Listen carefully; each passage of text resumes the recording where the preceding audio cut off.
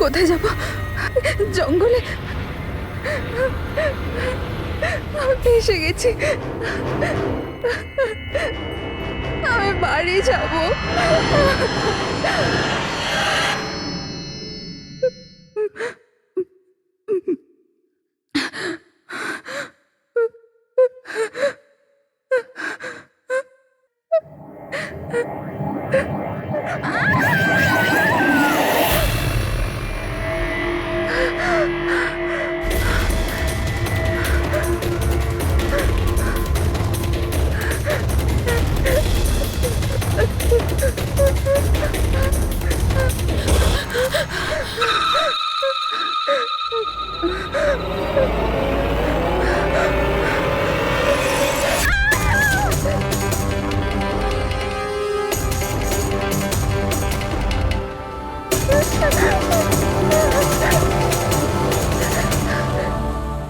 নিমি ঘুমিয়ে পড়েছে? হ্যাঁ, শুয়ে পড়েছে। আরে হিরাল, তোমায় খুব ডিস্টার্ব লাগছে। কি বলবো, 24 ঘন্টা হয়ে গেল আয়েশা গেছে, না তোর ফোন লাগছে না ফোন করেছে। আমার না খুব টেনশন হচ্ছে, জানি না কোনো বিপদে না পড়ে যায় ও। দেখো হিরাল, এখনো বড় হয়ে গেছে। আমার মনে হয় তুমি ওর মায়ের মতো রিয়াক্ট করছো। নিজের প্রবলেম নিজে সলভ করতে পারবে ও, ছোট বাচ্চা নয় ও। রোহান, এরকম কিভাবে বলতে পারো? ছোট বোন ও আমার। আমি ওর জন্য টেনশন করবো না তো আর কে করবে?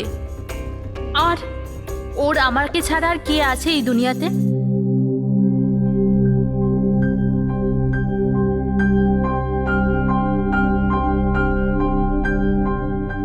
হ্যালো হ্যালো, আপনি কি হিরাল বলছেন? হ্যাঁ, আমি হিরল বলছি। আপনি কে? আমি মানিক। আমি আয়েশার সাথে কাজ করি। এখানে একটা বড় প্রবলেম হয়ে গেছে। প্রবলেম? আয়েশার সাথে কি হয়েছে? দেখুন, ও জঙ্গলে কোথাও হারিয়ে গেছে। ওকে খুঁজেও পাচ্ছি না, আর ফোনেও পাচ্ছি না। আর আমাদের ভয় হচ্ছে যে ওর কিছু হয়ে যায়নি তো।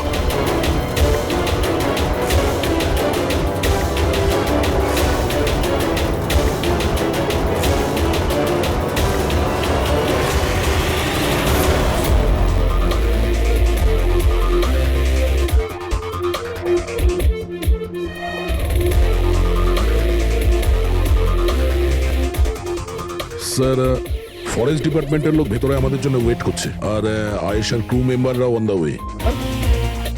কিন্তু আপনারা এটা তো নিশ্চয়ই জানেন যে যে ওই লাশটা আয়েশারই নাকি অন্য কারোর। আমি একটা জিনিস বলতে পারি, ও না স্কাই ব্লু কালারের টি শার্ট পরেছিল আর ব্ল্যাক কালারের কার্গো পরেছিল আর হাই পনিও করেছিল। ওর জামা হাফ ডেড বডির সাথে ম্যাচ করছে কিনা এটা তো বলুন।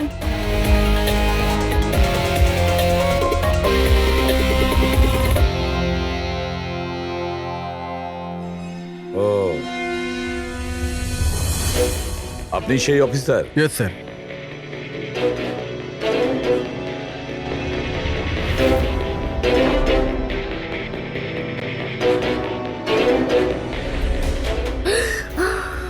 প্রশান্ত?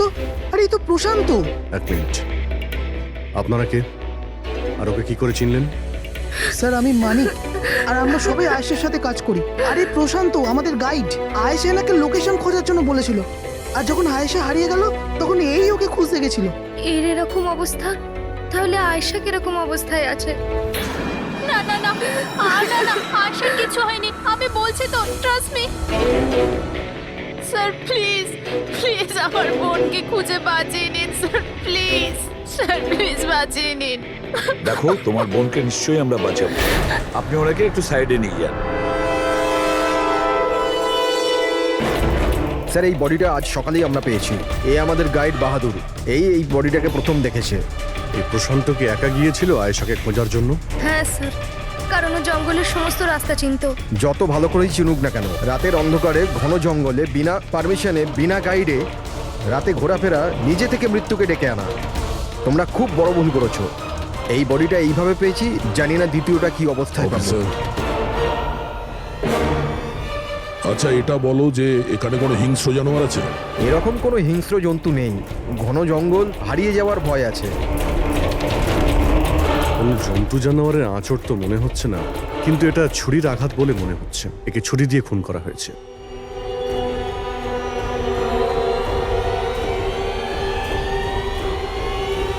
স্যার হ্যাঁ পূরবী, স্যার এই ক্যামেরাটা পেয়েছি এখানে। এটা তো আয়শার ক্যামেরা। হ্যাঁ স্যার, এটা আয়েশা 3 দিন আগে কিনেছিল। এটা চালিয়ে একবার দেখো তো। স্যার এটা অনই হচ্ছে না। কেন? এটার ব্যাটারি ডাউন স্যার। আর আমাদের কাছে ডিভাইসও নেই এটা চিপ ইনসার্ট করার জন্য। ও মাই গড। আপনারা এইসব শেষ করুন, এগুলো পরে করবেন। আগে আমার বোনকে খুঁজুন। আপনারা বুঝছেন না কেন? হারিয়ে গেছে। আমরা খুঁজবো। অনেক বড় জঙ্গল ম্যাডাম, কমসে কম 2 দিন লাগবে পুরো জঙ্গল খুঁজতে। হ্যাঁ স্যার, সূর্যাস্ত হওয়ার পর আমরা কিচ্ছু করতে পারবো না।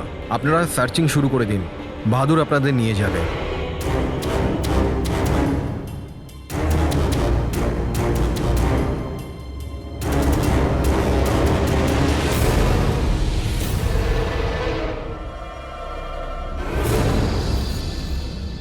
স্যার, স্যার আমরা জঙ্গলের অনেক ভেতরে চলে এসেছি স্যার।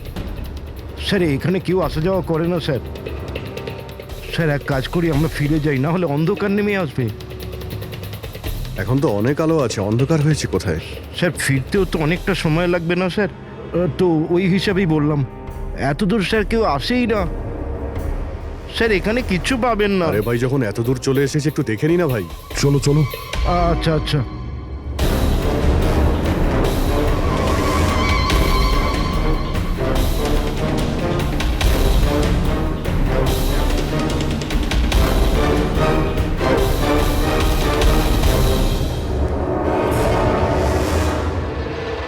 তোমরা এই জঙ্গলে ফিল্মের শুটিং করতে এসেছিলে, আর শুধুমাত্র আয়েশাই নিখোঁজ হলো, আর তোমরা ওকে খোঁজার চেষ্টাই করনি। স্যার আমরা খুব ভয় পেয়ে গিয়েছিলাম, আর এখানে ওয়েব সিরিজ শুট করার আইডিয়া আয়েশারই ছিল। স্যার আমরা ওকে আনিনি, ও আমাদের এনেছিল লোকেশন দেখাতে। হ্যাঁ স্যার, এই প্রশান্ত গাইড আয়েশার পরিচিত ছিল, আর এ কাছেই থাকতো আর জঙ্গলটাকে ভালো করে চিনতো।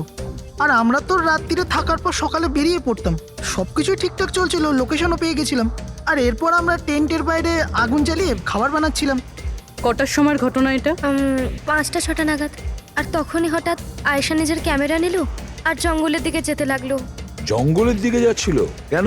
ও বলেছিল যে ও আশেপাশের একটুখানি ভিডিও করে হিরণকে পাঠিয়ে দেবে, আর এটাও বলেছিল আশেপাশেই থাকবে আর তাড়াতাড়ি ফিরে আসবে।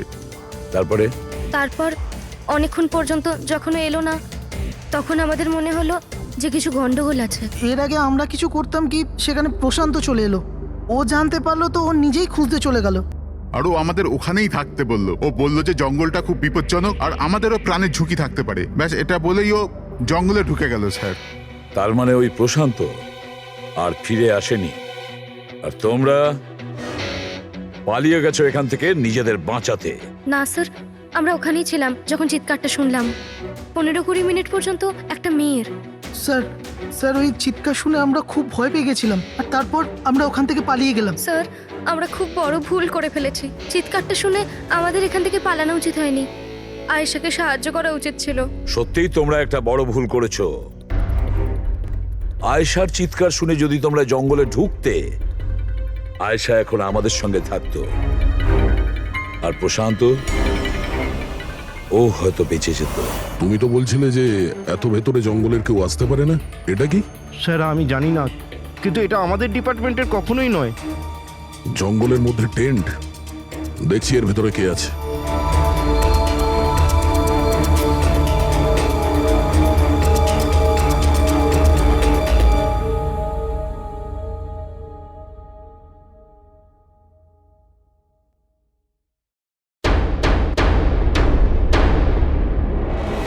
এই কাপড় তো দেখে মনে হচ্ছে কাটা হয়েছে। টেন্ট পিছন দিক দিয়ে কেটেছে, তার মানে সামনে কোনো বিপদ ছিল।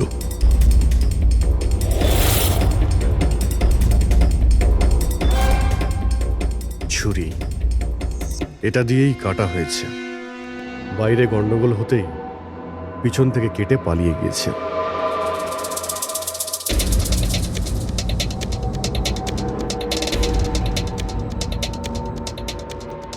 রাতে থাকার পুরোপুরি বন্দোবস্ত ছিল এখানে, বোনফায়ার। এই আলু এখানে দেওয়া হয়েছিল। স্যার এত ভেতরে এত রাত্রে থাকার মতো কেউ পাগলই হবে স্যার। না হলে এত ভয়ঙ্কর জঙ্গলে রাতে থাকার কথা ভাববে কি? কোনো নেচার লাভার না কোনো খুনি? এই দেখো,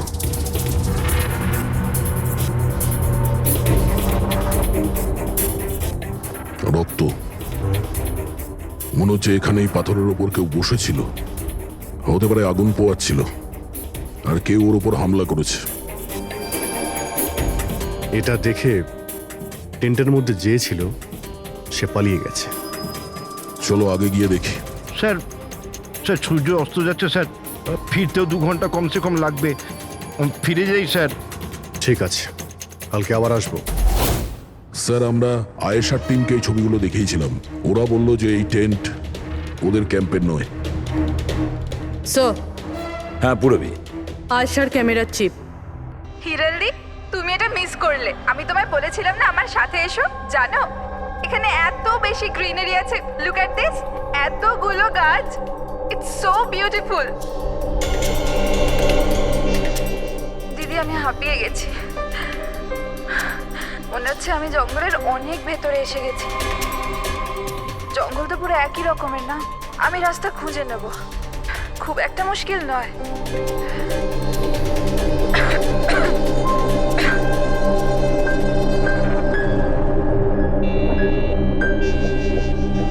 কেউ আছে নাকি ওখানে? কে ওখানে?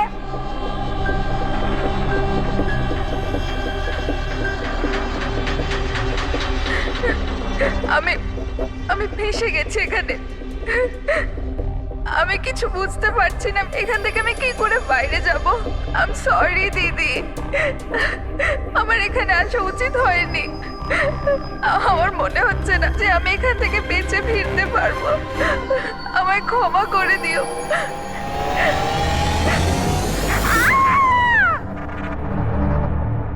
অভিজিৎ, যে কোনো পরিস্থিতিতে এই মেয়েটাকে ওই জঙ্গল থেকে উদ্ধার করতে হবে আমাদের।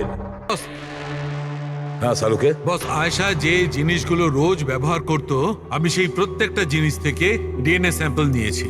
কিন্তু আশ্চর্যের ব্যাপার, কোনো স্যাম্পলই আয়েশার ডিএনএ সঙ্গে ম্যাচ করছে না। কি? কিন্তু হ্যাঁ, খুনির ব্যাপারে একটা খুব গুরুত্বপূর্ণ সূত্র পেয়েছি। সেটা কি স্যার? বস, এই ডিএনএ প্রোফাইলটা দেখো। এই দুটো ডিএনএ প্রোফাইলই দুটো আলাদা আলাদা লোকের। কিন্তু অদ্ভুত ব্যাপার হচ্ছে যে দুটো প্রোফাইলই আমি একই লোকের শরীর থেকে পেয়েছি, প্রশান্ত শরীর থেকে। প্রশান্ত শরীর থেকে? হ্যাঁ বস। সেটা কিভাবে? প্রশান্তর মৃত্যু অগণিত ছুরির আঘাতের জন্য হয়েছে, আর ওর শরীরে যে খাবার চিহ্নটা আছে সেটা আসল নয়, তৈরি করা হয়েছে নকল। আর সবচেয়ে আশ্চর্যের ব্যাপার হচ্ছে যে প্রশান্তের লাশের থেকে আমি ওর রক্ত ছাড়া আরো কারো রক্ত পেয়েছি। এখন এই রক্তটা কোনো পুরুষের না নারীর সেটা আমি বলতে পারবো না, কারণ ওই রক্তটা প্রশান্ত রক্তের সঙ্গে মিশে গেছে। কিন্তু একটা কথা ঠিক বস, এই রক্তটা তখনই বেরিয়েছে যখন প্রশান্ত রক্ত বেরিয়েছে। অভিজিৎ, দয়া, নিশ্চয়ই এটা খুনিরই রক্ত। খুনি প্রশান্তর ওপর হামলা করে, আর তখন নিজেকে বাঁচানোর জন্য প্রশান্ত ওর সঙ্গে মারামারি করে, আর খুনির রক্ত প্রশান্ত শরীরে লেগে যায়। তবে খুনিরও গুরুতর আঘাত লেগেছে। সামান্য আঘাতে এত রক্ত বেরোবে না তার। তার মানে খুনির শরীরে এখনো আঘাতের চিহ্ন থাকা উচিত। আরো একটা কথা বস। কি? টেন্টের পাশে যে পাথরের উপর রক্তের ছাপ ছিল সেই রক্তটা প্রশান্তরই। তার মানে পুরো ব্যাপারটাই ওই তাঁবুর আশেপাশে ঘটেছে।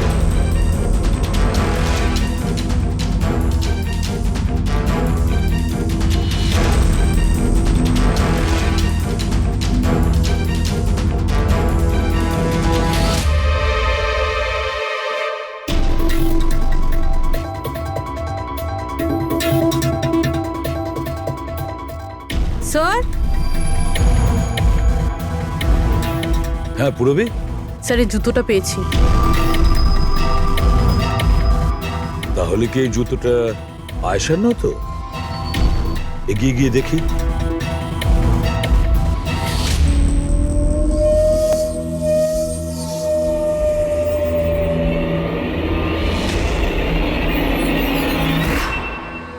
স্যার, হ্যাঁ এই দেখুন স্যার।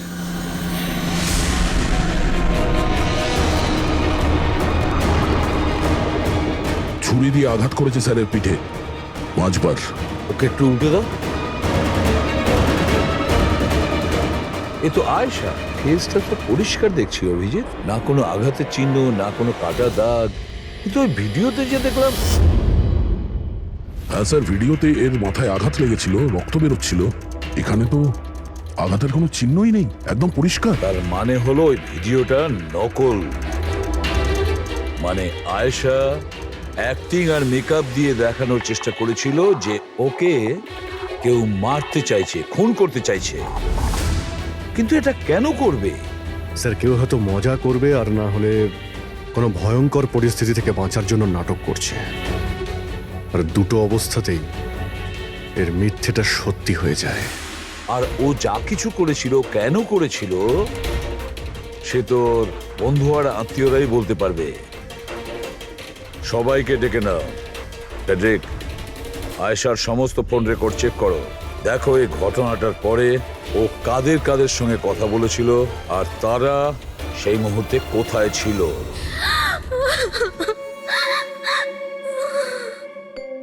এরা আমাকে কেন ওকে দেখতে দিচ্ছে না? কি বাজে ভাবে মেরেছে আমার বোনকে।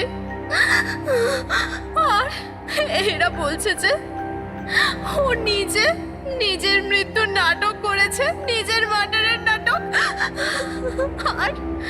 আর ওই নাটক সত্যি হয়ে গেছে। ভুল বলছে ওরা, মিথ্যে। আমাদের আয়েশা এরকম করতেই পারে না। আপনারা ভুল অভিযোগ করছেন।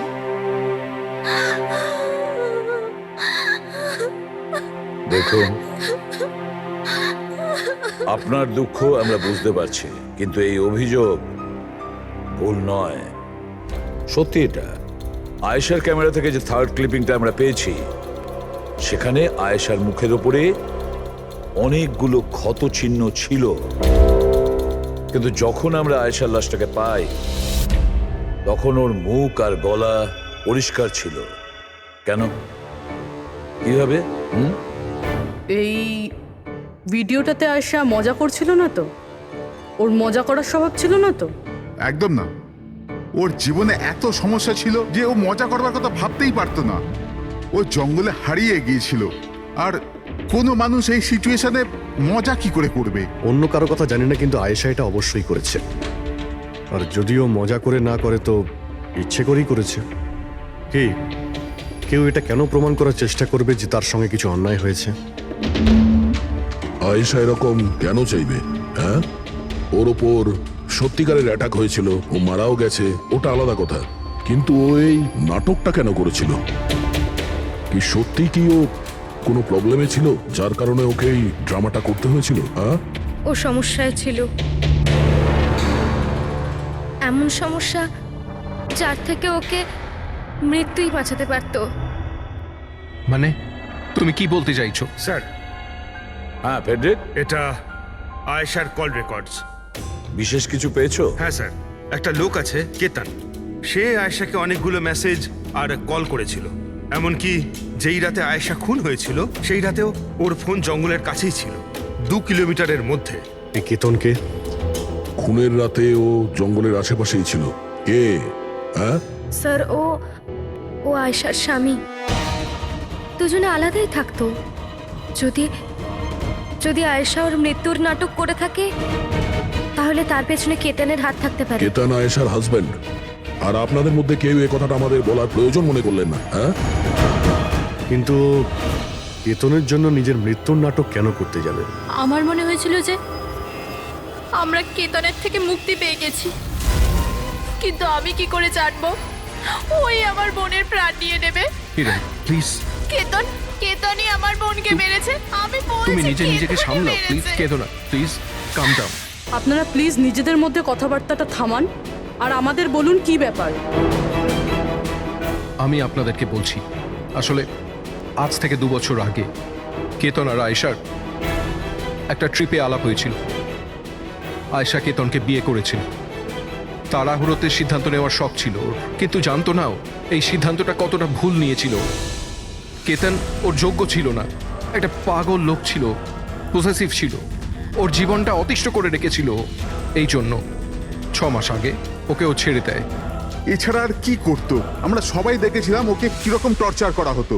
মানিক, আজকে সব অডিশনে ক্যামেরাতে আছে, স্ক্রিনে প্লে কর, স্যারকে দেখাতে হবে। আর আয়েশা এক্ষুনি এসে যাবে।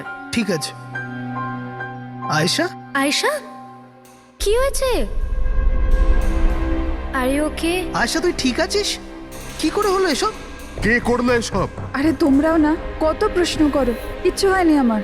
আসলে কি হয়েছে, ওই তাড়াতাড়িতে সিঁড়ি দিয়ে নামছিলাম আর পা পিছলে গেছে। চুপ কর আয়েশা, কত কভার আপ করবি? আমি তো এটা বুঝতে পারছি না, তুই ছেড়ে দিচ্ছিস না কেন ওই মানুষটাকে? আমি ছেড়ে দিলেও ও আমায় ছাড়বে না। আরে আইন বলে কিছু আছে নাকি? পুলিশের হাতে তুলে দি ওকে। কেউ ওর কিচ্ছু করতে পারবে না। ওকে যদি পুলিশে ধরেও নিয়ে যায়, ও সেখান থেকেও চলে আসবে আর আমাকে খুঁজে বার করবে, তারপর আমায় ছাড়বে না।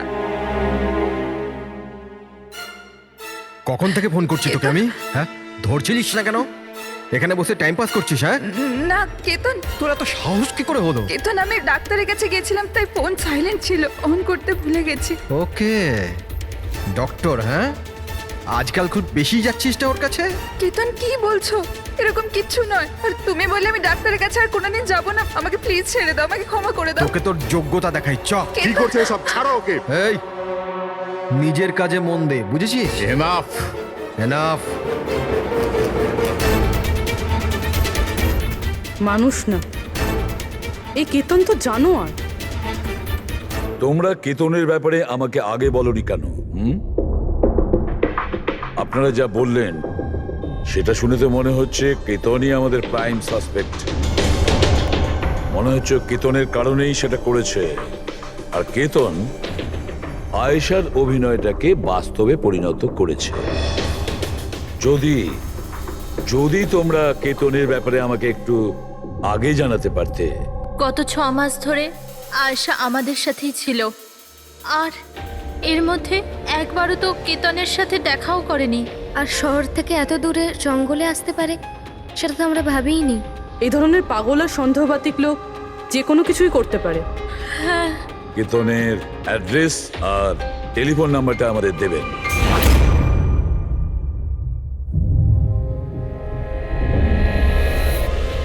কেতন,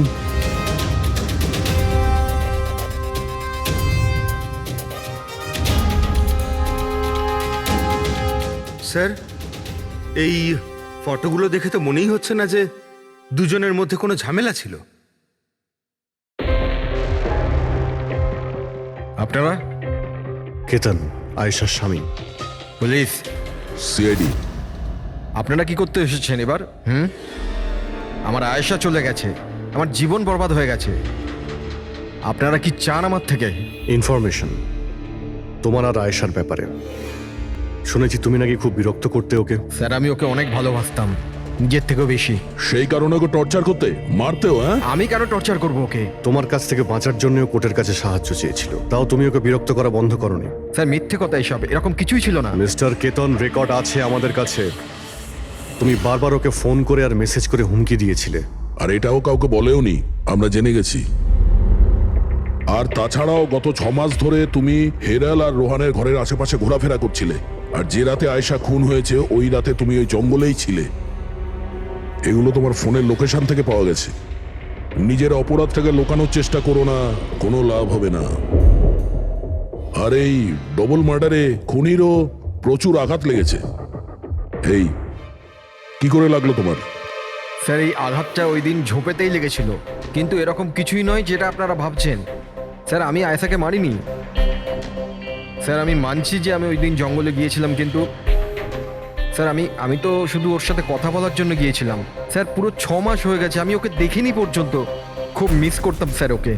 ওর সাথে দেখা করতে চাইতাম, ওর সাথে কথা বলতে চাইতাম, যাতে ওকে বাড়িতে ফিরিয়ে আনতে পারি, যাতে আবার টর্চার করতে পারো। না স্যার, আমি বদলে গেছি স্যার। স্যার, আমি তো এটাই বলতে চেয়েছিলাম, কিন্তু যখন আমি জঙ্গলে গেলাম দেখলাম যে ও অন্য কারোর সাথে যাচ্ছে জঙ্গলের ভেতর। স্যার, আমি কি করতাম স্যার? আমি এমনিতেই মাথা গরমের লোক। আমি ভাবলাম বেকার বেকার ঝামেলা তৈরি হবে, সেই জন্য আমি চুপচাপ বাড়ি ফিরে এলাম স্যার। স্যার, ট্রাস্ট মি, আমি কিচ্ছু করিনি, আমি মারিনি ওকে স্যার। দেখো কেতন, তুমি এখনো আমাদের সন্দেহের তালিকায় আছো। যতক্ষণ এই কেসটা শেষ না হচ্ছে তুমি হেফাজতে থাকবে। স্যার, এই কেতনের কাছে কিন্তু আয়েশাকে মারার মোটিভ ছিল, ও তো বেঁচে গেছে, এবার বাকি রয়েছে এরা সবাই। হিরাল, সায়রা, অজিত, মানিক আর রুহান, এরা কি সবাই আয়েশার আপনজন ছিল? এদের কি মোটিভ হতে পারে? কারণ এদের মধ্যে তো কোনো প্রবলেম নজরে পড়ছে না। কেউ তো হবে স্যার যার আয়েশার মৃত্যু হলে লাভ হবে। কেউ কি পাবে ও মারা গেলে? সম্পত্তি, টাকা? টাকা? ইন্স্যুরেন্সের টাকা? হ্যাঁ, ইন্স্যুরেন্স। রবি, ফেডরিক, একটা কাজ করো, এই শহরে যতগুলো ইন্স্যুরেন্স কোম্পানি আছে সেখানে গিয়ে খোঁজ নাও আয়েশার নামে ওদের কাছে কোনো লাইফ ইন্স্যুরেন্স পলিসি আছে কিনা। কিন্তু একটা কথা, আয়েশার বন্ধু বা তাদের ফ্যামিলির কাউকে বলবে না কিছু। যদি ওদের মধ্যেই কেউ খুনি হয়, সে সতর্ক হয়ে যাবে।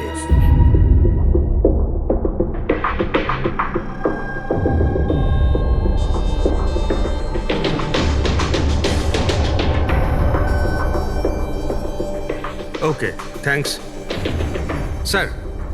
হ্যাঁ ফেডরিক, আয়েশার অ্যাকাউন্টে মাত্র 1 লাখ টাকা আছে, কোনো ফিক্সড ডিপোজিট পর্যন্ত নেই। স্যার, তনিশা ইন্স্যুরেন্স প্রাইভেট লিমিটেডের কাছে আয়েশার নামে একটা বীমা পলিসি রয়েছে 50 লাখ টাকার। ও আচ্ছা। আর এই টাকা আয়েশার ভাগ্নি মানে ও দিদি আর জামাইবাবুর মেয়ে নিমিষা পাবে। আচ্ছা, তাহলে এই ব্যাপার। স্যার, আসলে আপনারা কি চাইছেন? আমার যা জানা ছিল আমি সবকিছু বলে দিয়েছি। আর আপনারা জানেন আমার স্ত্রীর শরীর কতটা খারাপ, এখন আমার ওর সঙ্গে থাকা উচিত, আর আপনারা আমাকে এখানে আটকে রেখেছেন। স্যার, বলার কি বাকি আছে? সব বলে দিয়েছি। অনেক কিছু বাকি আছে। তুমি একটু বেশি কথা বলো, সেই জন্য যা কিছু প্রশ্ন করব ঠিক তারই উত্তর দেবে। এই তোমার ওইখানে যে ফ্যাক্টরিটা আছে ওটা তো বাজেয়াপ্ত হতে চলেছে, এর লোন তুমি শোধ করতে পারোনি কি? হ্যাঁ, কিন্তু আপনারা এগুলো কেন জিজ্ঞাসা করছেন? আপনারা এগুলো কি করে জানলেন? প্রশ্ন নয়, শুধু উত্তর। আয়েশা তোমাদের সাথে তোমাদের বাড়িতেই থাকতো না? তাহলে 7 দিনে তুমি ওকে 41 বার কল করেছো কেন? বাহ বাহ বাহ, 7 দিনে 41টা কল এসেছে আয়েশা, দারুণ ব্যাপার। আর তার উপরেও তুমি অর্থ কষ্টে ভুগছিলে, তাই না? আর আয়েশার মৃত্যুর পরে তোমার ছোট বাচ্চা টাকা পেত 50 লক্ষ টাকা। আর ওই ছোট্ট নিরীহ শিশু, সে কি করে জানবে 50 লাখের ধর্ম? ও কিভাবে ব্যবহার করবে? আর ওই 50 লক্ষ টাকা তো ভোগ করতো বাচ্চাটার বাবা, মানে তুমি, রোহন। থামুন আপনারা, চুপ করুন। আপনাদের কথা মতো আমি আয়েশাকে মেরেছি। স্যার, আমার ওপর 15 কোটি টাকার লোন আছে। 50 লাখে আমার কিচ্ছু হবে না। আমি আয়েশাকে মারবো। আর ওটা যা ওর শরীরের ওপর থেকে খুনির রক্ত পাওয়া গেছে, আপনারা দেখতে পারেন আমার গায়ে কোনো চোটই লাগেনি, কারণ আমি ওখানে ছিলামই না। আমি কাউকে খুন করিনি। সব ঠিক করা ছিল, প্রশান্ত সবকিছু সামলানোর কথা ছিল। 1 মিনিট। কি সামলে নিত? হ্যাঁ, প্রশান্ত কি সামলে নিত? বলো, প্রশান্ত কি সামলে নিত? স্যার, আমার ভুল হয়ে গেছে। আমার সবকিছু আপনাদের আগেই বলে দেওয়া উচিত ছিল। আমি ভয় পেয়ে গেছিলাম, খুব ভয় পেয়ে গেছিলাম। কোনটা বলার ছিল আগে? তাড়াতাড়ি বলো। আমি আয়েশার প্ল্যানে যুক্ত ছিলাম। আমরা শুধু ওকে মৃত দেখাতে চেয়েছিলাম। অ্যাকচুয়ালি ওর মরার কথা ছিল না। তার মানে আমাদের সন্দেহ ঠিক ছিল স্যার? সবকিছু ঠিক ছিল। ওই ভিডিওটা নকল ছিল, শুধু কেতনের থেকে বাঁচার জন্য ছিল। আর তুমিও এই প্ল্যানে জড়িত ছিলে? স্যার, কেতন আয়েশার জীবন অতিষ্ঠ করে দিয়েছিল। ও বেচারি চুপ থাকতো, কাউকে কিছু বলতো না। স্যার, একদিন লিমিট ক্রস করে গেল, সব সীমা ছাড়িয়ে গেল। ওর মনে হলো কেতন ওর জন্য কোনো বড় বিপদ হতে পারে। ও আমাকে বলেছিল স্যার, কেতন পাগল ছিল। পুলিশ বা ডিভোর্স ওর কেউ কিচ্ছু করতে পারতো না। আয়েশা ওটাকে পার্মানেন্ট মুক্তি পেতে চাইছিল, চিরদিনের জন্য। আমি হাঁপিয়ে গেছি জিজু। এখন তো ডিভোর্স আমাকে কেতনের থেকে বাঁচাতে পারবে না। যেটা আমায় ওই কেতনের হাত থেকে বাঁচাতে পারে সেটা শুধু আমার মৃত্যু।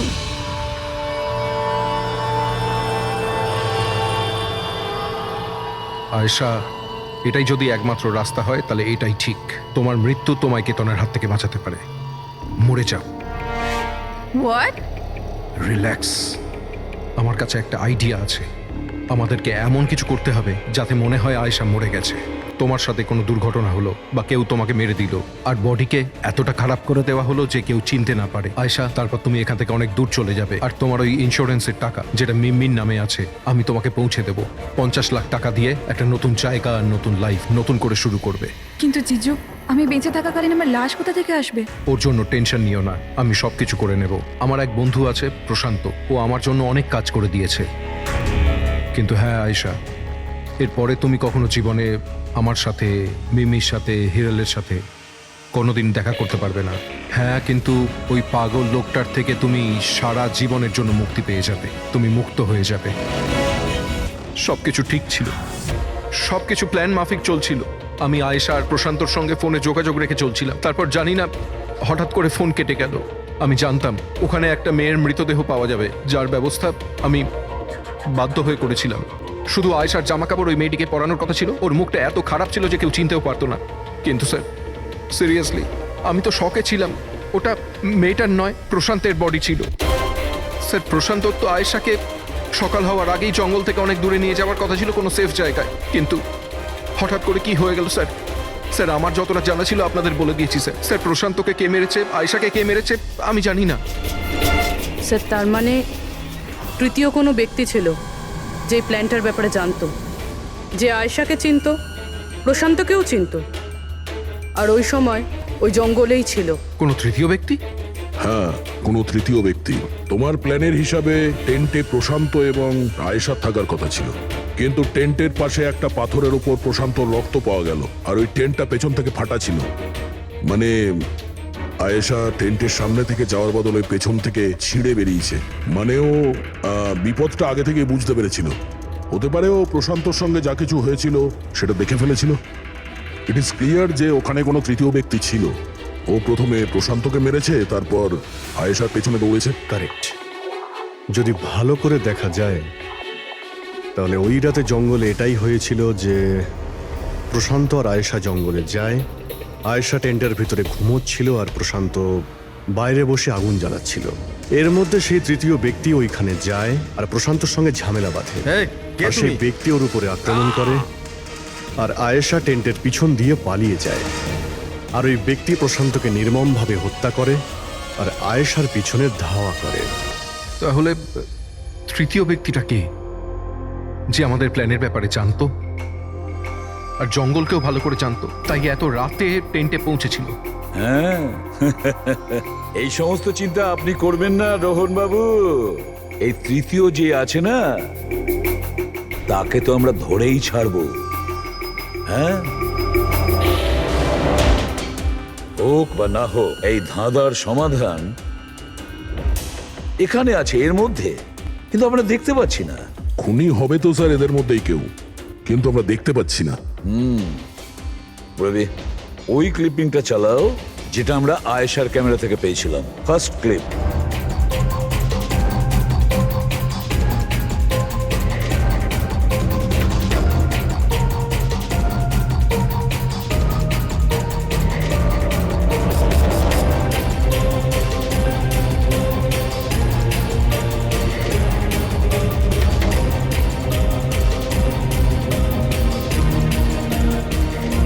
ইয়েস, দা তুমি ঠিকই বলেছিলে, খুনি আমাদের সামনেই আছে, কিন্তু আমরা দেখতে পাচ্ছি না।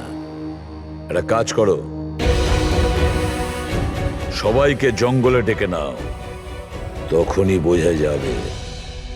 স্যার এখনো আপনারা আমার ওপর সন্দেহ করছেন, যেখানে আমি আপনাদের সবকিছু সত্যি কথা বলেই দিয়েছি। স্যার আমি আমার বউকে কেন মারবো স্যার? আমি তোকে ভালোবাসি স্যার। আমার বোনের খুনিকে খোঁজার বদলে আপনারা আমাদেরই জিজ্ঞাসাবাদ করছেন। আর ওর গায়েব হওয়ার খবর তো আমি হিরাল ম্যামকে দিয়েছি, আর আমরা যদি কিছু করতাম তো আমরা কেন ফোন করতাম? হ্যাঁ, কিন্তু কেউ তো আয়েশাকে খুন করেছে, আর কে খুন করেছে সেটা আমরা জানি। আয়েশাকে খুন তোমাদের মধ্যেই কেউ করেছে, তোমাদের মধ্যেই কেউ। আমাদের মধ্যে কে হতে পারে স্যার? এখনই জানতে পারা যাবে। রোহন, তুমি একটা কথা বলো, আয়েশা রেকির জন্যে তোমার বাড়ি থেকে দুর্ঘটনার একদিন আগেই গিয়েছিল না? হ্যাঁ স্যার, একদিন আগেই গিয়েছিল। আর এটা সেদিনেরই ছবি, তাই না? যেদিন ওর রেকিতে যাওয়ার কথা ছিল। আয়শার অ্যাকাউন্ট ওই পোস্ট করেছে, তো ওরই হবে। আর আপনারা আমার বোনের খুনিকে খোঁজার বদলে এরকম ফালতু জিজ্ঞাসাবাদ করছেন, আমাদের উপরে ব্লেম করছেন। এতে কি প্রমাণ পাবেন আপনারা? এটাই যে তোমরা আয়েশাকে জীবন্ত দেখেছিলে শেষবার ওই দিনই, তারপরও নিখোঁজ হয়ে গেছিল, তোমরা আমাদের বলেছিলে। আচ্ছা, ও কি কি পরেছিল অপর্ণা, তুমি বলেছিলে, তোমার মনে আছে? হ্যাঁ, ও না স্কাই ব্লু কালারের টি শার্ট পরেছিল আর ব্ল্যাক কার্গো প্যান্ট ছিল। হাই পনিও করেছিল। আপনার তো নিশ্চয়ই মনেই আছে। হিরল, তুমি কি করে জানলে আয়েশা মরার সময় কি কাপড় পরেছিল? বলো, আরে বলো না। কারণ সেই দিন এ জঙ্গলেই ছিল। এই প্রশান্তকে মেরেছে আর তারপর আয়শার পিছনে দৌড়োয়, ওর পিছু নেয় আর ওকে মেরে ফেলে। আর প্রশান্তকে মারার সময় তোমার গভীর আঘাতও লাগে। দেখাও। হত সারুন, আমার দূরে থাকুন। হ্যাঁ, আমার থেকে। একে তো আপনারা আমার বোনের খুনিকে খুঁজে পাচ্ছেন না, তার উপরে আমার ওপরে অভিযোগ দিচ্ছেন। হ্যাঁ, ব্যাস, অনেক অভিনয় করেছো, এবার ঠিক করে বলো, কেন মেরেছো তুমি আয়েশাকে? হ্যাঁ, আমি মেরেছি আয়েশাকে।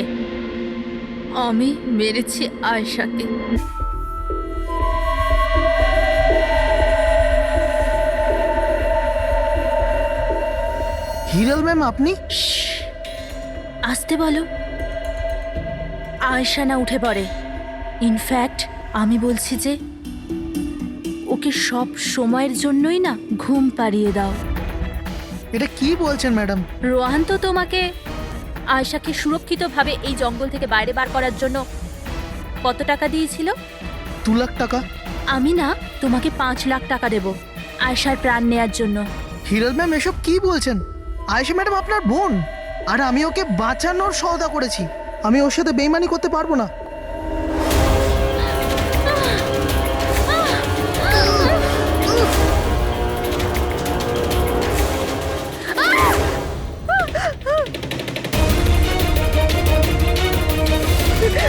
আয়েশা,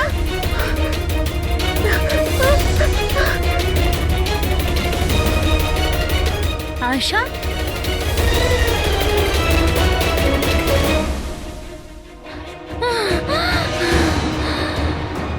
আয়েশা, আমার কাছে আয় আয়েশা। আমি তোকে বাঁচাতে এসেছি আয়েশা। ও তোকে ঠকাচ্ছিল আয়েশা। তোর ইন্স্যুরেন্সের টাকার জন্য তোকে মারতে চেয়েছিল আয়েশা। আমার বোন।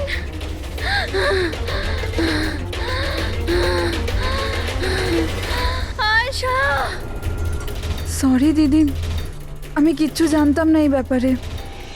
সরি, আমার জন্য তোমার এত কষ্ট হলো। আমি জানতাম না যে জিজু এরকম কিছু করছে। আই এম সো সরি দিদি। আমার বোন। সরি দিদি। তুই সরি বলিস না। হ্যাঁ, এটা তো আমার বলা উচিত। কেন দিদি? I am sorry. কেন কেন মেরেছো তুমি তোমার বোন আয়েশাকে? আপনারা জানেন না আয়েশাকে। ও সবসময় না সবার প্রিয় হয়ে এসছে। ভালোবাসার আয়েশা। সবাই ওকে ভালোবাসতো, আমাকে নয়। মা, বাবা, আমার সব বন্ধু, ইনফ্যাক্ট রোহান, আমার মেয়ে নিম্মিও আমার থেকে বেশি ওকে ভালোবাসতো। ও রোহানকেও আমার থেকে ছিনিয়ে নিতে চেয়েছিল। আমি রোহান আর নিম্মিকে নিজের থেকে দূরে যেতে দেখতে পারতাম না। না, আপনি বলুন আমি কি করতাম? আমি ভাবলাম সবসময় ও আমাকে হিংসা করে না, জিতেওছে সবসময়। না থাকবে আয়েশা আর না থাকবে ওর জিত। এর জন্য মেরে ফেলেছি আমি ওকে। হিরল, তুমি এটা কি করে করতে পারো? আরে আয়েশা তোমার ছোট বোন ছিল, আমাকে বড় দাদার মতো দেখতো। আমি ওর সাথে এগুলো কখনো স্বপ্নতেও ভাবতে পারি না। আমার লজ্জা লাগে তোমাকে আমার স্ত্রী বলতে। রোহান, তোমার ভুল নেই এতে। সব ভুল ওই আয়েশার। ওই সব করছিল। ও না তোমাকে আমার থেকে ছিনিয়ে নিতে চেয়েছিল, কিন্তু এখন তো এটা হবেই না। এবার তো তোমাকে কেউ আমার থেকে কেড়ে নিতে পারবে না। খুব বড় ভুল করেছো তুমি। তোমার সন্দেহ, তোমার ইনসিকিউরিটি একটা নিরীহ মানুষের প্রাণ নিয়েছে, প্রশান্ত গাইডের। আর তাছাড়াও তুমি তোমার আপন বোনকেও মেরেছ। আইন তোমাকে কঠোর থেকে কঠোরতম শাস্তি দেবে।